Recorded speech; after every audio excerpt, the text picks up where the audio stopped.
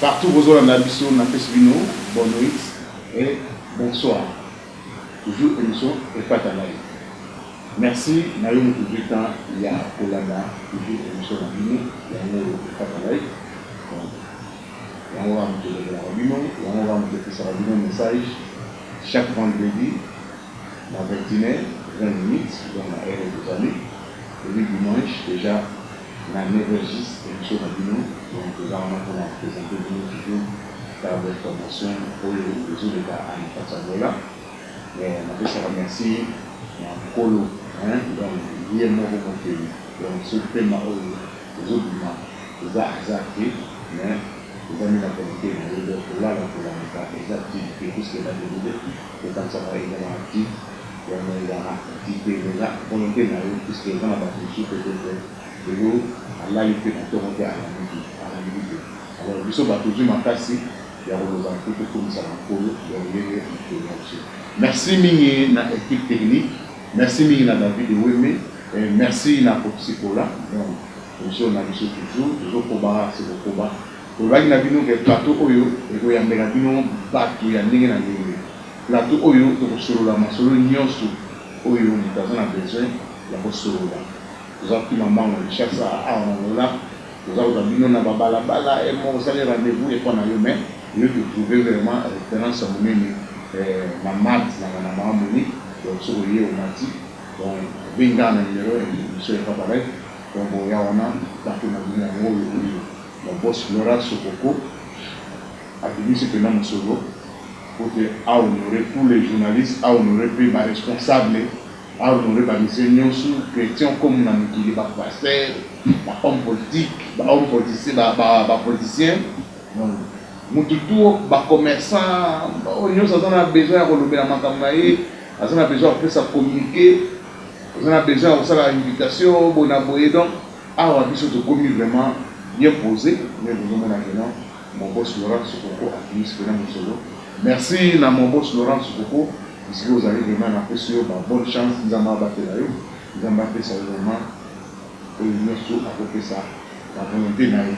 Donc nous sommes alors merci, na nous avons fait tant pour comme la Rabisso, donc vous continuez toujours pour comme la Wini. Alors les lots, nous avons vu tout ça dans le plateau, le président de la Bisso, il y a diaspora, il est présent dans le Kazamola. On est d'accord, ça n'a pas. On va faire ça sur le message, ce qui est un problème, les amis dans le Kazamola de presse. Il y a le président fédéral, donc on va dire, M. Patalay, merci dimanche passé, c'est même on a dans ce Bolanagui, on a fait ça pour le Patalay.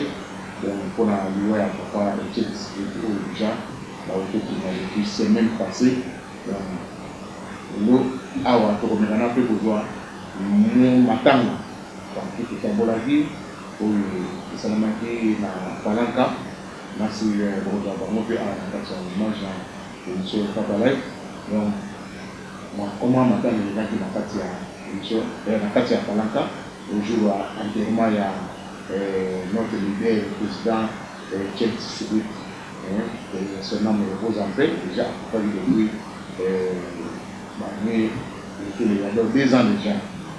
Actuellement, Salamaki, c'est même le tour de la vraiment en taxi à président Abisso, Chelsea Sibit, de monde donc, il est organisé en plus, le président Maria qui est venu là, si il a marqué le rôle de la minute, le président Maria qui est passé par là, avec un officier de la loi qui est dans le Congo, dans la ville, le ministre sur les sujets, puis il a des charges en temps là, si dernier jour, où il va interroger il va pas la mission, envoyons un fait. Alors, les autres, tout ça, un vice-président, pardon, il y a IDPS en diaspora fédérale liée à Zayoana, madame, on s'est présenté, parce que bon, mon armement, les lots, ils en ont photo, ils ont fait la carte, madame. Papa, on a pris sur bonsoir. Bonsoir, bonsoir, monsieur Lindegé. Bonsoir. Ngai naza vice-président ya IDPS Angola. Nazo pesa na lumbote na ba téléspectateurs nyonso ya émission oyo. Ba o bazo landa biso partout. napesi bino mbote, napesi merci mingi. Et puis mbote mususu na président fédéral oyo azwamaki na Kinshasa oyo abengami na kombo ya Edouard Kaboye aza kuna na Kinshasa mpona enterrement mpona misala mosusu. Napesi mbote na bana UDPS nyonso mbote na bino. Maman, c'est présenté. Merci Ndeko Willy. Ngai nazali Deline Yebondo, présidente de la Ligue des femmes et à UDPS Angola. Alors, pour le bien mini matanga, pour le maintenant vice-président est déjà que président Azana Kinshasa. Alors, donc il est à jouer. Alors, président Azana Kinshasa a nommé en Angola ou bien Azana nommé na Kinshasa. Oui. Ndenge na utai koloba kenga na vice-président kombo na ngai ezali Jean-Pierre Kalumbo. Président oyo azana Kinshasa akei mobembo wana pona makambo ya musala aza nommé par Yemoko Etienne Tshisekedi wa Mulumba papa Tangazalaki azali confirmé par Yemoko le président actuel de la République Tangazalaki président il y a parti ça confirmé. C'est pourquoi il faut représenter IDPS Angola kuna na matanga. Donc délégation ils allaient na stade nasi balanda ki binini bamonaki pamphlet ya Angola na drapeau ya Angola ils allaient na sima ya nini ya bateau bazali koloba. Donc il y a qui représenter ici. Ça. Alors les autres oui IDPS ils sont partis Botami Angola, na Congo, pardon, puisque direction générale, validée, politique, nous sommes dans la Congo. Alors, tout le monde est en Angola, il est précisé que ça oui, ça, tout le monde est malamu. Biso, ba Congolais, place nous sous ali, tout le monde est précisé état d'esprit. Comme mes alaki état d'esprit, de se retrouver à diaspora en Angola, comme na souci wana ya mateya oyo président na biso Etienne Tshisekedi que son âme repose en paix, ou apesa ki biso, donc se constitue en bloc pour que tout défendre l'intérêt ya mboka na biso. Évidemment, état de droit na démocratie ekota na kati ya mboka. Na nyonso wana yango wana nde toye kozwa mukanda oyo président Etienne Tshisekedi anomaki président na biso atindi awa tozali awa reconnu par le ministère de l'Intérieur, tozali reconnu par l'État angolais, c'est pourquoi toujours œuvrer librement à Angola. Alors pourquoi vous préférez ça la politique? Il dépend ça la politique. Ok, nakanisi ce qui bao balanda politique, bah il dit que papa Etienne Tshisekedi à Loba, parce que bisoto se réfère à un monument grand esprit. À Loba dit que les jours où les Congolais à diaspora va côté élément, mboka na biso va changer. C'est pourquoi bisope to yokaki makambo na ndeto telemi. C'est pourquoi mboka na biso eza sur le pas ndenge tozo kende na changement au tozo ko palper biso moko. C'est pourquoi to c'est mon na biso comprendre na kanisi tout niveau kiko limbo nango lisusu. OK. Na tout niveau. Politique nini oyo bon préféré pour ça la politique na kati ya Angola pour non ko préféré pour ça la politique awa na Angola te ezali le lenge biso bayeto vandi awa na Angola tosto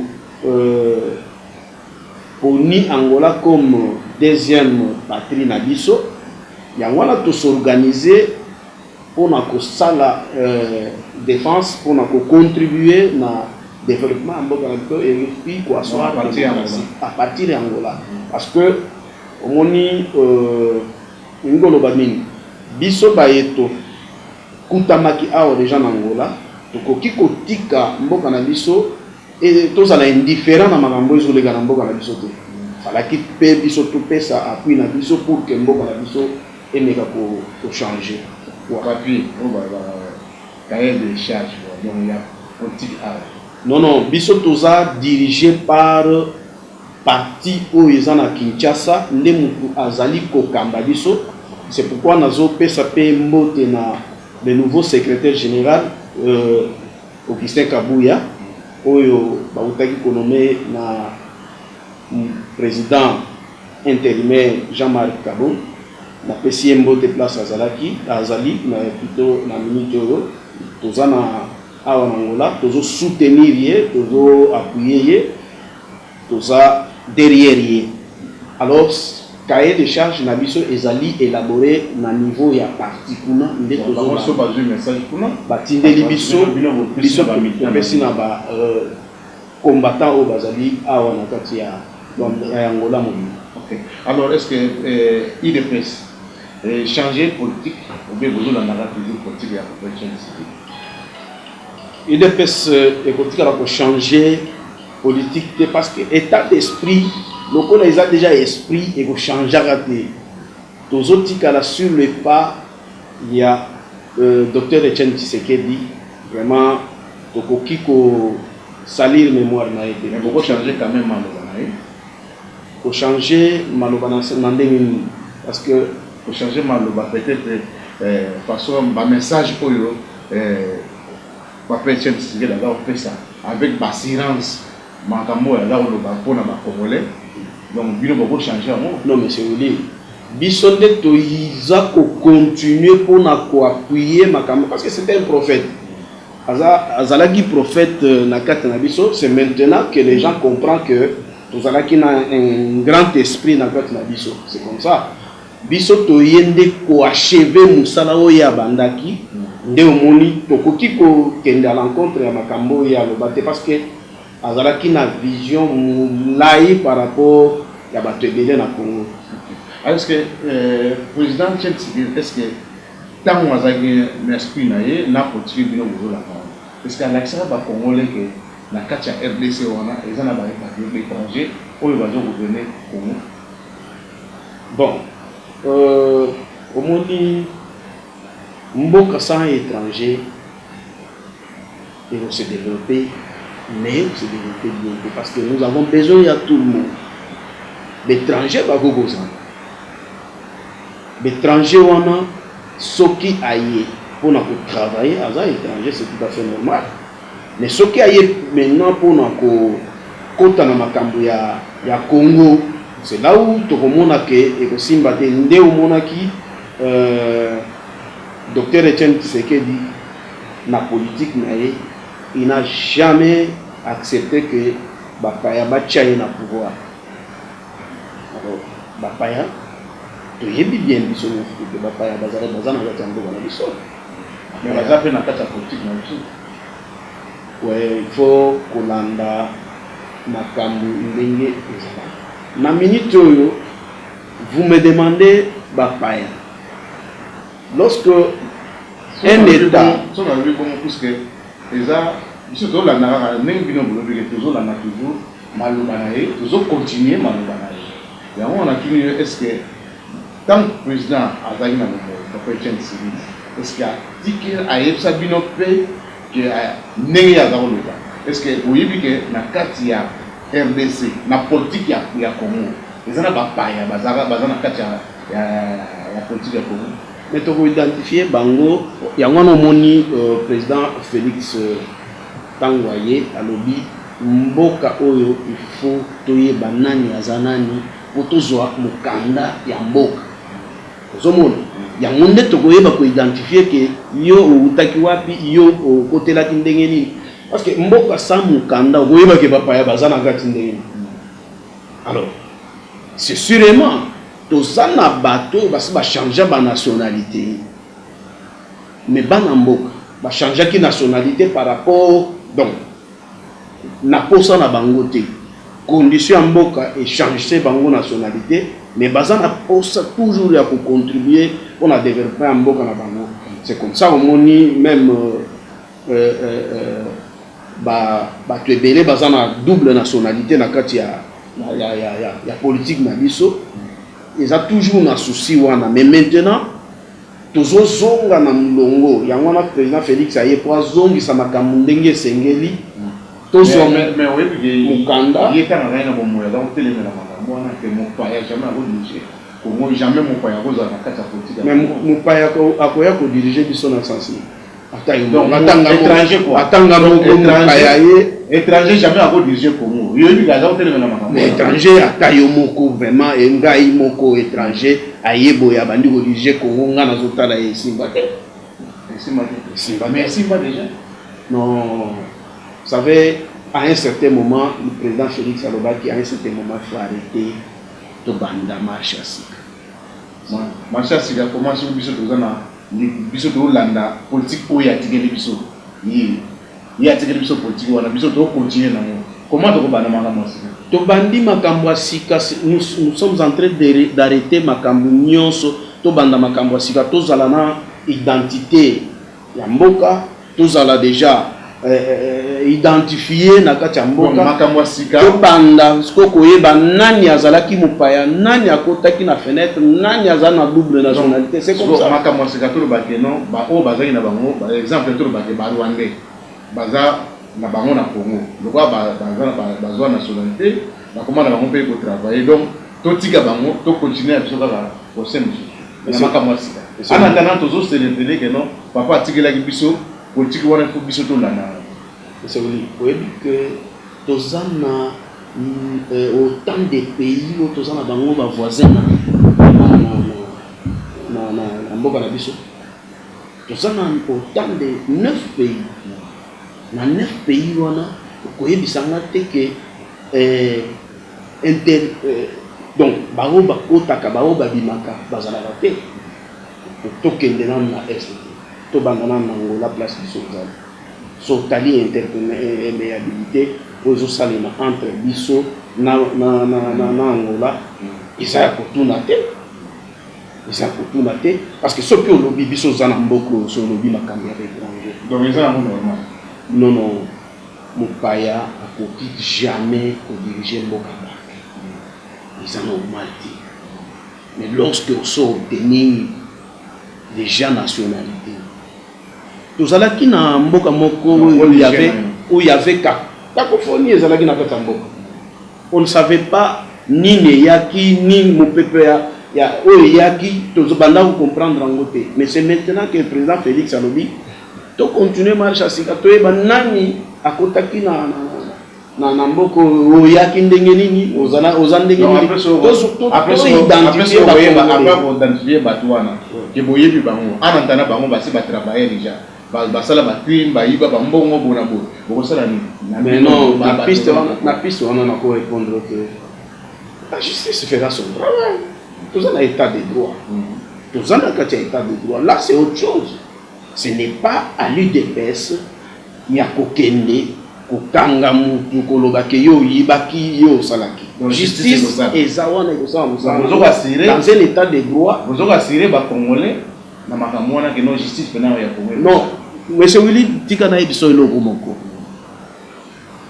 vous savez bato bazomona président Félix lelo nous biso awa na Angola ko yambi 2 fois Twambia en Angola 2 fois azaki na nous chargé aux relations extérieures je vous dis l'homme reste nabapanaï makambo nyonso oyo aloba awa na Angola il continue à respecter à la loi azo respecter makambo nana cédé il y a réception là la copesa au visualisant au talango okomona ke makambo nyonso azo sala sikoyo alobango na 2015 azaki na chargé aux relations extérieures politique etambola bongo alobaki so to limite totambola il faut totambola bongo alakisa biso mais je comprends que l'homme azaka kanabapa nae c'est pour vous dire que et quand on dit na IDPS état de droit les slogan T je demande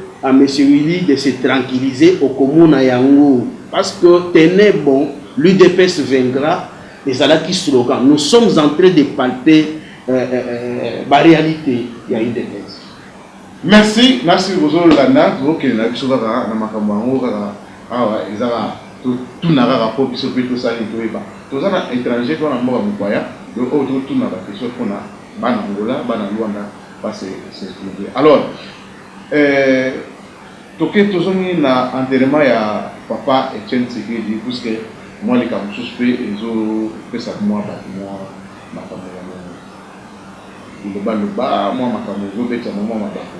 Alors eloni ni esali côté ya liwa ya papa Etienne Tshisekedi loko wana bazalisa puso na zuyo na mekana botuna tozali na tomoni trois cercueils différents.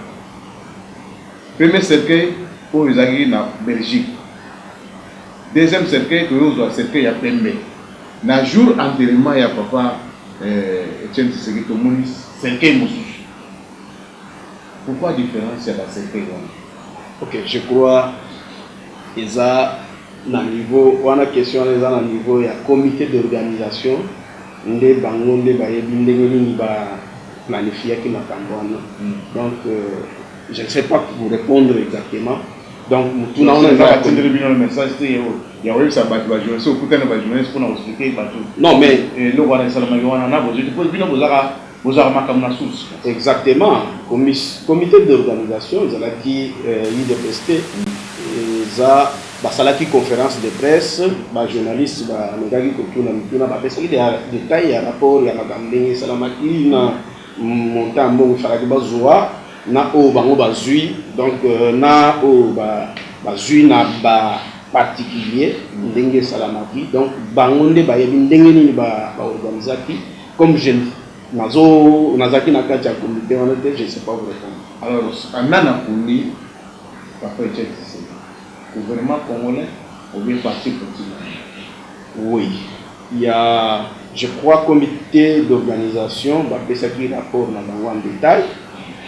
Malobi que bon mbongo falaki bazwa na gouvernement bazwa ki une partie le reste ils allient le sympathisant de l'UDPS le sympathisant il y a famille Tshisekedi il y a donc tout le monde ba congolais ou ba c'était là qui dans étranger nous sous ba c'était là qui kokundé papa ndé ba yaki ko contribuer pour ba kokisa montant pour bango bazali na réponse pour enterrement seulement ndenge est-ce que déjà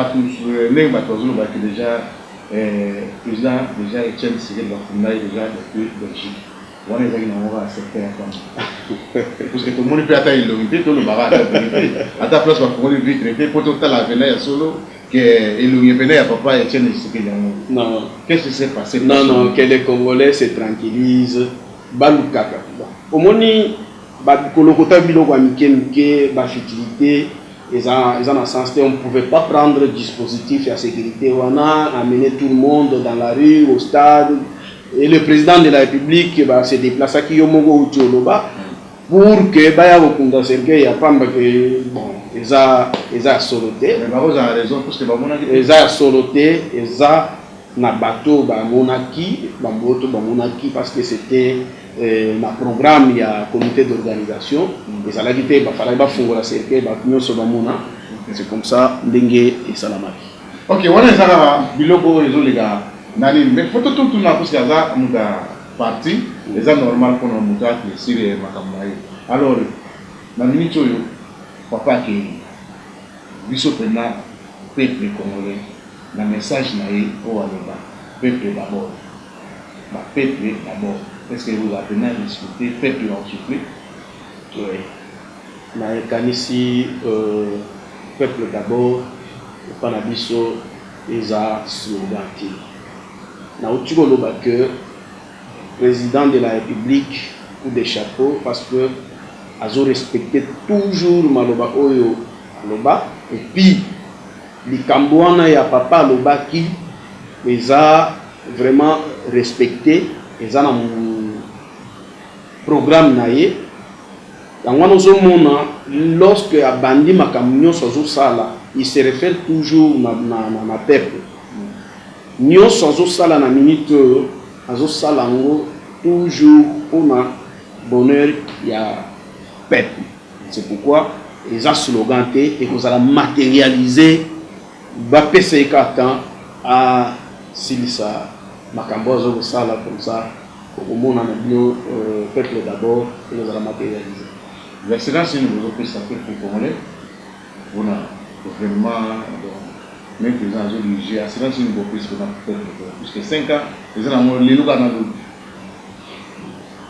bon dans monsieur Willy dans 5 ans président de la République a connu que ça l'union sauté yemoko asalobaki que dans 5 ans oyo akotia ba jalon oyo ko permettre que mboka ait décoller dans la vie. Donc tous ça là confiance le peuple ba ça là confiance parce que Aza parmi les leaders au Babundelaki Congo pendant Tamoulaï pour Makambo tout ça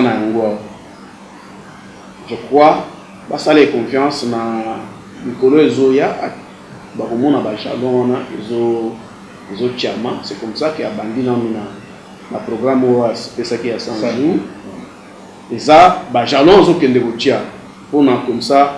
Parce que si est-ce que le peuple va aller à Banzela? Moi je regrette. Parce que ceux qui Banzela, parce que les gens ont que développement Mboke Bandana Banzela. Ceux qui Nzela, ils ont développement.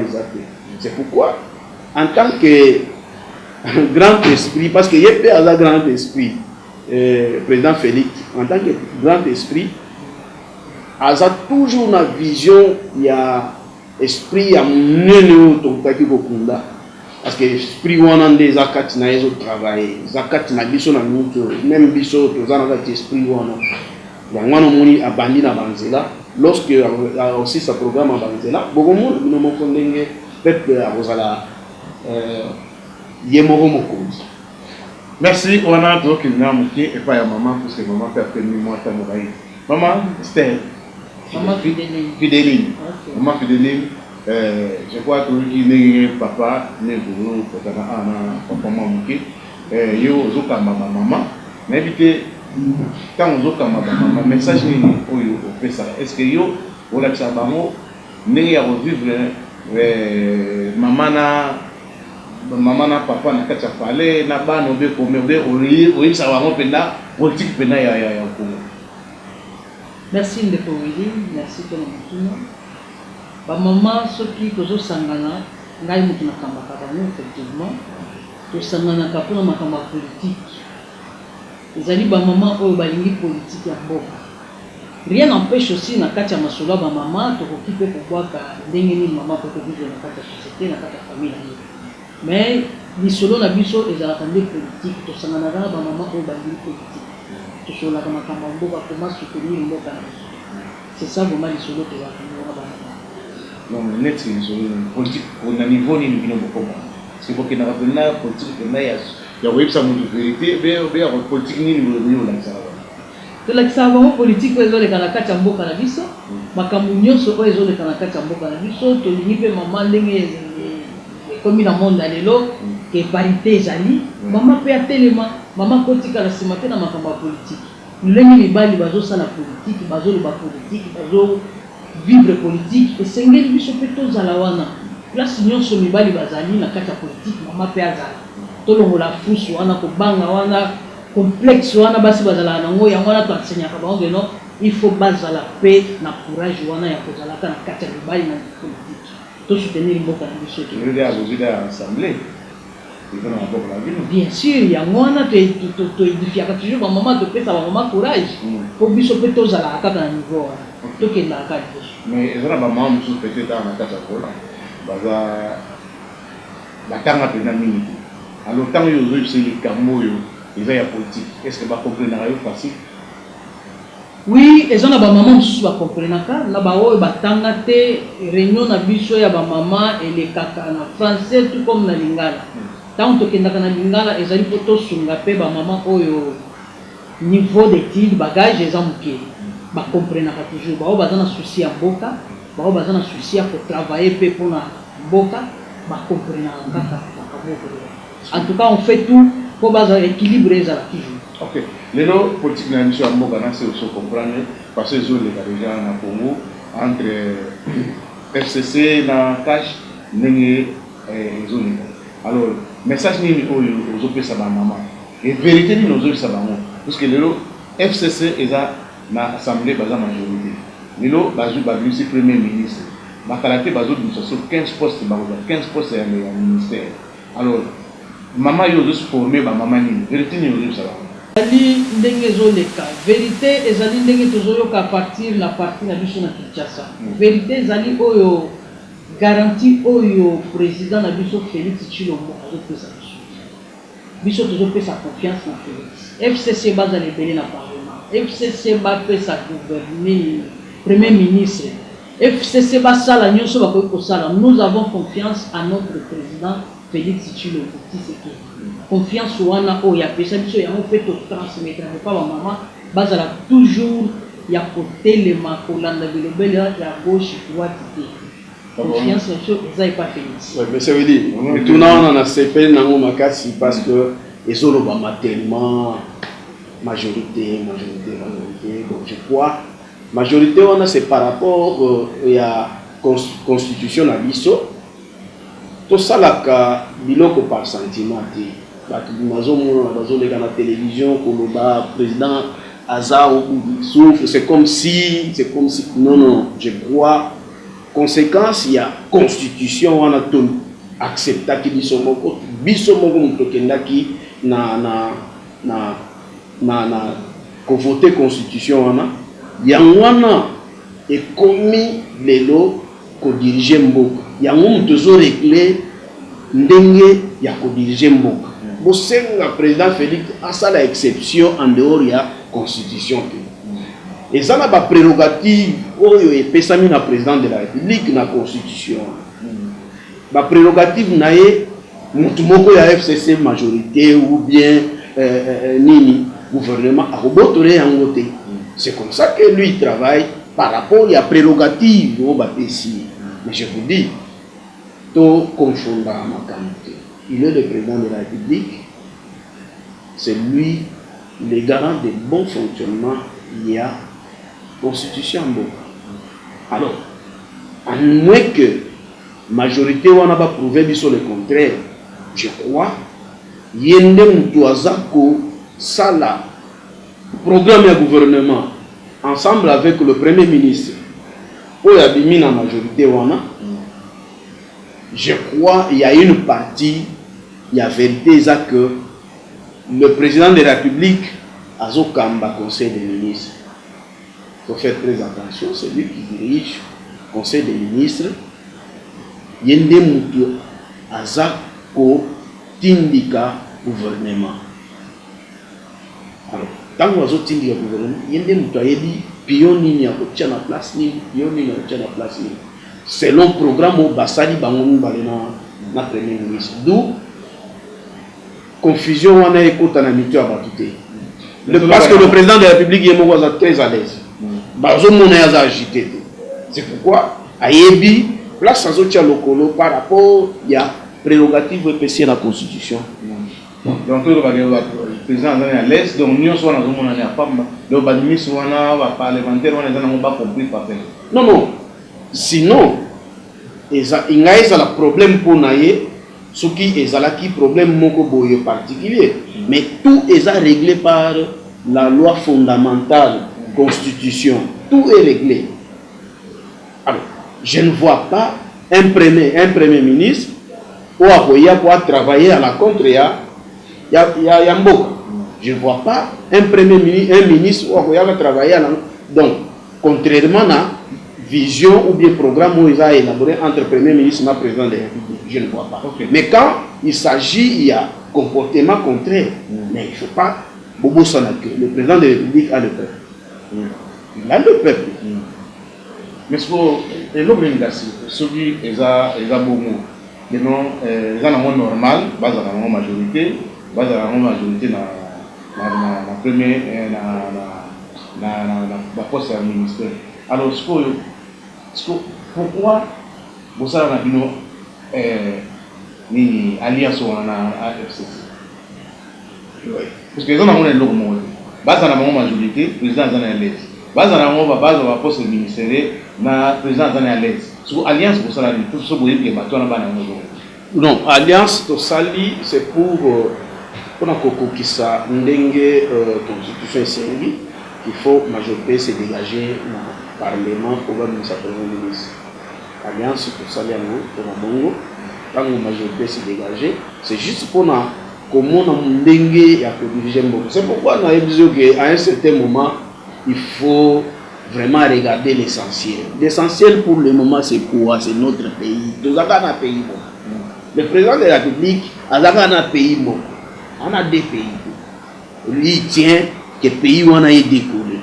C'est pourquoi on dit qu'on va comprendre que tous ensemble pour faire décoller le Mboko. Alors, lorsque nous comprenons, moi et moi, que nous majorité dans le Parlement, ma poste au ministère basé dans la majorité. Parce que Batouana n'est pas la majorité, relateur na bango, et bah nous faisons pas président il y a parti na bango, ou bien relateur na bango, nous faisons gouvernement.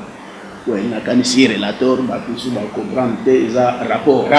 Rapport na bango, bah kobanda ko pesa yango na président de la République. C'est lui le garant du bon fonctionnement. En dehors, il y a un Bolanda, Bilobé, Laté. Les gens parlent tellement des histoires au bateau maîtrisé. Majorité, mais le rapport, c'est pas président. Mais c'est lui le président de la République, c'est lui le garant du bon fonctionnement. Parce que ceux qui ont salité, mais ceux qui ont salité, ça rapport. Ça rapport au président de la République lorsque Basali conseil des ministres. C'est pourquoi on a besoin d'un conseil des ministres. C'est le président de la République qui a dit qu'on a mis ça qui nous salariés. Oui, c'est que nous salariés. Donc, ça va se faire le président de la République. Oui, c'est que tu as la droit à la décision. La majorité. Mais la prérogative, la constitution est à un droit, à cause de donc décision. Donc, la prérogative aux constitutions appréciées. Donc, ce qui est Sengeli a frappé, parce que le même avait déjà dit il faudra déboulonner. Ok, merci vraiment. Voilà, Ezagi Bandego. Maman, le baga moi le loba mouké, assurance mouké, pour la maloba papa, atika les autres connus déjà, pour tous moi. Extrait ya ni mwana ko ulinde ka kutelema o amela na kolobela makambo ya mo boss le raso ko mpesa la message pesa ba silence na maman. OK, assurance to ko pesa na maman ezali ke biso papa Etienne Tshisekedi wa Mulumba atikela ki biso le peuple d'abord. C'est ce que toujours continuer na yango président actuel Félix Tshisekedi Tshisekedi a continuer na le peuple d'abord. Il est encore au début. Il dit que non, d'ici 5 ans, tout le monde a changement dans le monde. Il a travaillé, pour respecter ma lobanaye, respecter ma promesse. Il a vice-président au Tikoloba, en 2015, ma cambounion sur OMC qui sont en Angola. Vraiment, tout le monde a malembe et si tout comme en 5 ans, en tout cas, changement est. Alors, je profite vraiment pour na pas si haut exact dans mon thème na minute pour na liwa ya de communique. Moninga ndeko wana vraiment elle a été combattante ya tant moulai. Ndenge toyoki sango que Monique a tiki biso vraiment ça fait mal. En tout cas, toujours présenter ba condoléances na famille à Monique et puis na famille politique na IDPS. Vraiment, je sais que l'IDPS est touchée parce que c'est aussi une tête vraiment où il y a des personnes. Vraiment, nous condoléances à tout le monde au bazar à partir de l'IDPS. Nous, partis, Bisso Fédération Angola, toujours que ça vraiment mes condoléances à tout le monde pour avoir touché le monde. Merci. Voilà, na raison à moi avant tout tchana. Donc une image il y a Palanka, jour des Zalaki, Bassel Balubaki, on a moins de avant de nous la vidéo na hôtel maman mouké pour la méga to chapé sport to chiribiso sport la publicité to za awa na mon boss Laurent Sokoko l'empresa entreprise Loriano Daguia donc yangoyo donc directeur général ya Loriano Daguia email na yangoyo bachaka ngwana donc to za na domaine agricole poisson et essence. Donc, mutu o a besoin, il y a besoin de produits alimentaires, donc le là ba pomme de terre ba matungulu ba carotte ba soja ba donc ozuga ko kotika na email la boss wana ba conteneur toza awa on a besoin de pêche ba conteneur ya pêche toza ba poisson nyonso o ebima na kati océan donc vous en avez besoin que biso l'empresa Loriano d'Aguia par mois tozo bimsa moins 10 000 tonnes. 10 000 tonnes il y a poisson. Donc poisson de auto bien la mer. Donc la mer est bimara ba poisson nyonso o bimara na kati océan et bimara. Donc vous en avez besoin que non ozoa conteneur ya ba poisson. Bido ba poisson ba camara ba chambre pour quoi. Donc comment on a email oyo à mon boss Laurent Sokoko, il m'a rejoint le bureau solo là.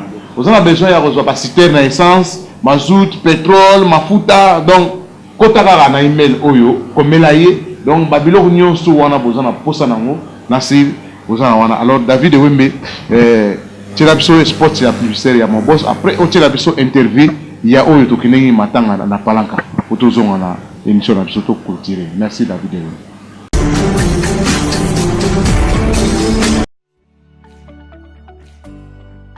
Dans le cadre de la diversification de ses activités, le directeur général de la Sokoko vient d'inaugurer son premier complexe hôtelier à Benfica dans la ville de Luanda. Ce complexe composé d'un hôtel, d'un restaurant-bar avec un compartiment VIP et une salle de fête est depuis quelques jours ouvert au public angolais, mais aussi aux étrangers et touristes de passage à Luanda. Avec le lancement de ce complexe, la Sokoko s'inscrit non seulement comme un des acteurs de l'industrie touristique en Angola, mais contribue également à la création d'emplois en vue de baisser, tant soit peu, le taux de chômage chez les jeunes. Désormais, passez un séjour agréable au complexe hôtelier Sokoko et mangez bio dans notre restaurant. Faites également un tour à la poissonnerie située dans le même bâtiment et profitez des poissons fraîchement tirés des eaux des Caboleto et conservés dans les bonnes conditions grâce à nos machines de fabrication de glace. Le complexe hôtelier Sokoko est situé non loin de cimetière Benfica à Luanda.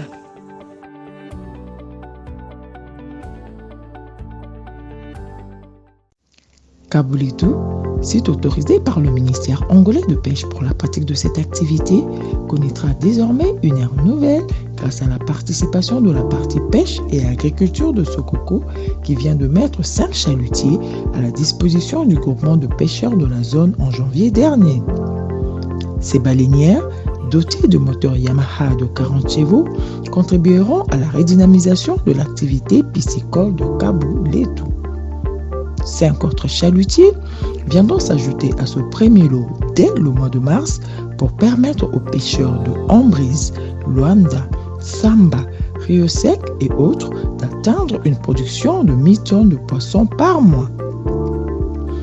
Pour une meilleure conservation de ces produits de pêche destinés à l'exportation, mais aussi à la consommation locale, la société Sokoko placera au courant du mois de février un conteneur frigorifique de 40 pieds à Kaboleto. À travers cette contribution, la Sokoko vient confirmer son engagement de participer au développement d'une pêche artisanale durable en Angola et en Afrique centrale. Ensemble, portons plus haut l'étendard de l'Afrique. Même un fil message mu Chiluba.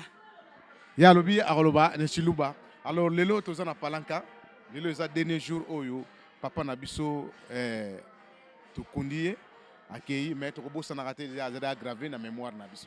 Alors mengana kopesa bino ana kati ya palanka na Angola bosali ndenge nini boleli papa ndenge nini Tetu mu Angola tuli twantwela bantu twasakijila bose bali bala kututangila bose bali batulonda bwa IDPS bwa docteur wetu national Etienne Tshisekedi wa Mulumba udi mutushia udi mweza kumputu biji mubibiji ni ngondu inayi kibwalu ka ilero tulibala kumujila bena chinsasa mbajila tetu tulibala kumujila mwabeu mukanyinga kakola bwani tatu wetu mutushia udi mufila lunga yini mechi muditunga ya chinsasa mu IDPS tulibala kumujila muditu kwedi ya lelo ya le premier wa 6e mois.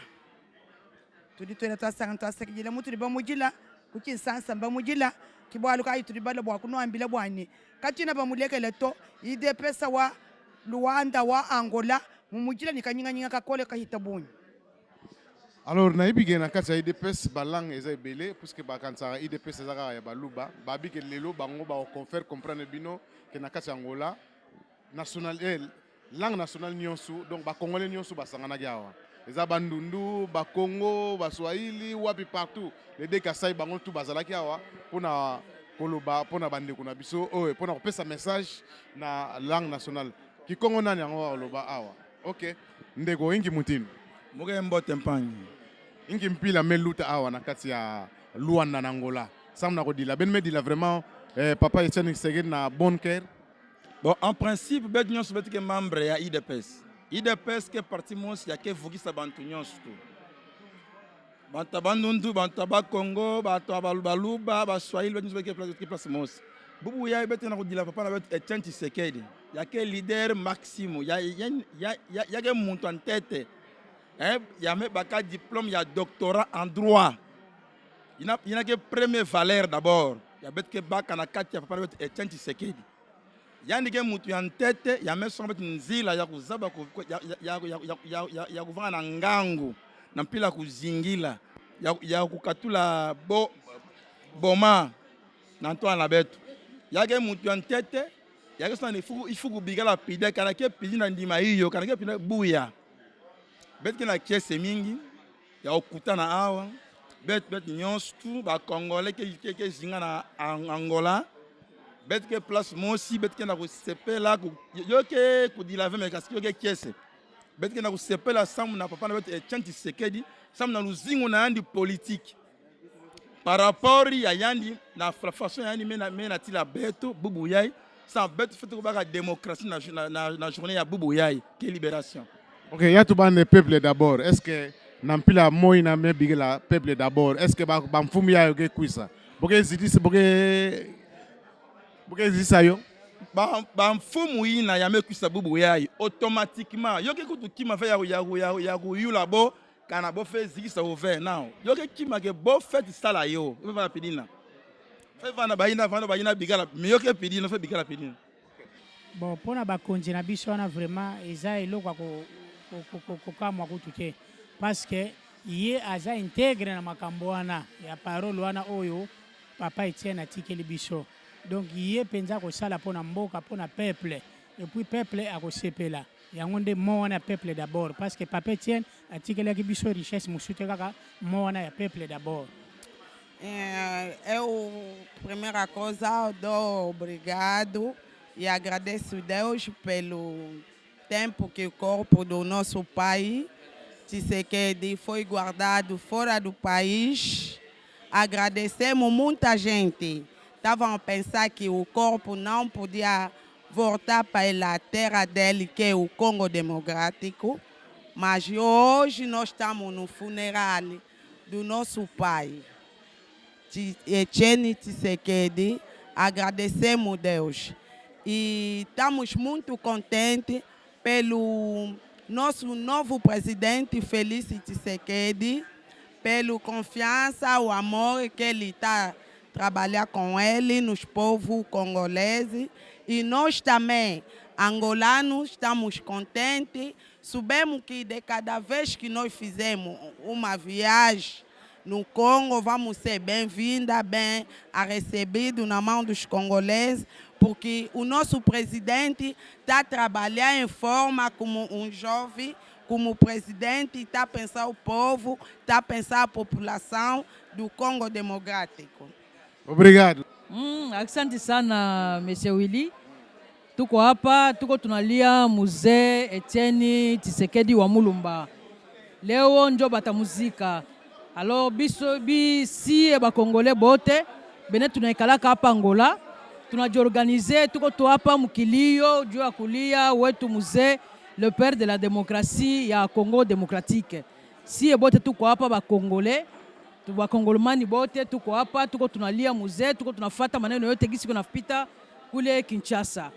Ndio maana tunaita ba Congolais bote benebe kwa hapa Angola bakuye si tuko fédération ya IDPS Angola.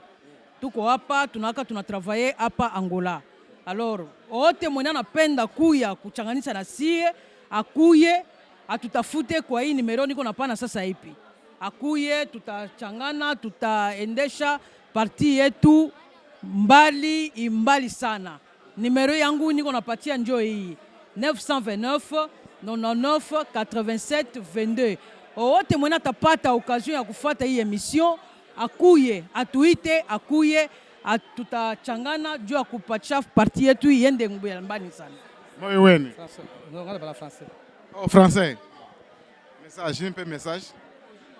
Bon, merci beaucoup pour la parole. Je vois qu'au niveau de la fédération de l'UDPS Angola, nous sommes en train non seulement de pleurer, mais de célébrer un euro national. Un euro, on ne plaît pas un euro, mais on le célèbre.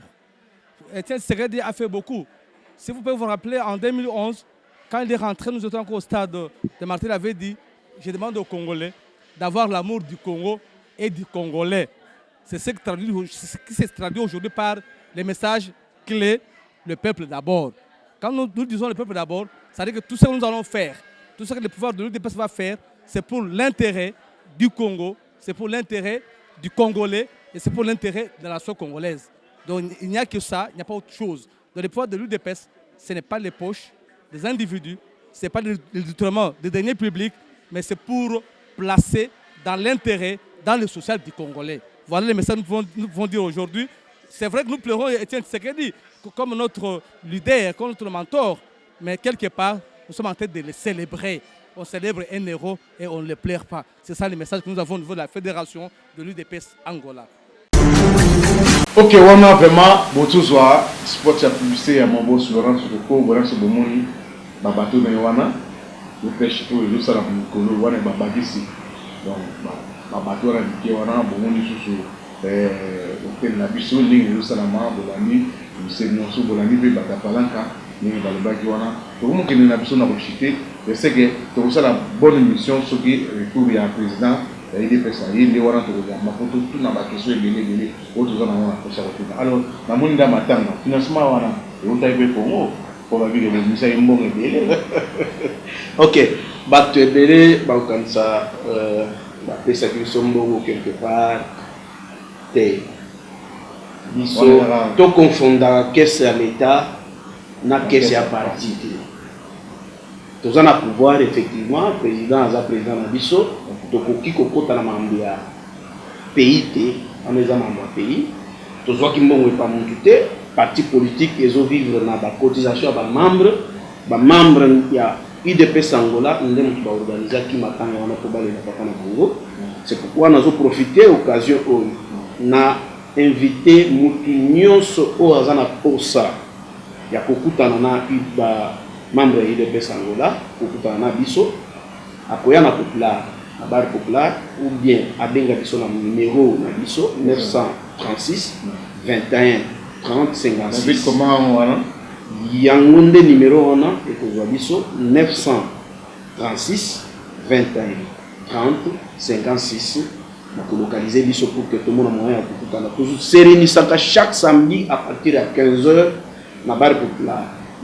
Oazana posa okuta na biso aya komona biso nazo profiter na invité ba section nyonso ezala ya ba province place nyonso bozo landa biso bo ya parce que botinda ba délégué na bino parce que tozana posa ya kosala makambo mususu ya sika parce que nous dans l'UDPS ezala loté nous nous préparons pour l'avenir ya mboka na biso. Vraiment